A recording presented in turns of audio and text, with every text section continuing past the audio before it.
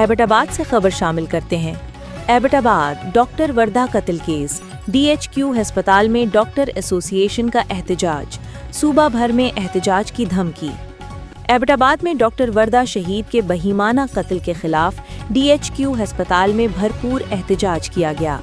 احتجاج میں ڈاکٹر ایسوسی ایشن، پیرامیڈکس، نرسنگ یونینز، دیگر اضلاع کی مختلف تنظیموں کے صدور، امن کونسل کے چیئرمین اور وابڈا ہائیڈرو یونین کے صدر نے شرکت کی۔ اس موقع پر ڈاکٹر وردہ کے والد، شوہر اور بچوں کی بھی احتجاج میں موجودگی نے شرکاء کو آبدیدہ کر دیا۔ مقررین نے ڈاکٹر وردہ کے قتل کی شدید الفاظ میں مذمت کرتے ہوئے کہا کہ یہ کیسی تفتیش ہے کہ تاحال جائے وقوع جناح آباد میں واقع گھر کو سیل نہیں کیا گیا۔ ان کا کہنا تھا کہ اگر تفتیش کے دوران ملزمان کو کسی قسم کی سہولت فراہم کی گئی تو سخت رد عمل سامنے آئے گا اور دمادم مست قلندر ہوگا۔ احتجاجی مظاہرین نے مطالبہ کیا کہ واقعے کی شفاف تحقیقات کے لیے JIT کی رپورٹ جلد از جلد منظر عام پر لائی جائے۔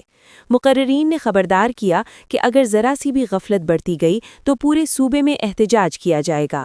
ان کا مزید کہنا تھا کہ اگر قاتلوں کے کاروبار کھولنے کی کوشش کی گئی تو دکانیں جلانے تک احتجاج کیا جائے گا۔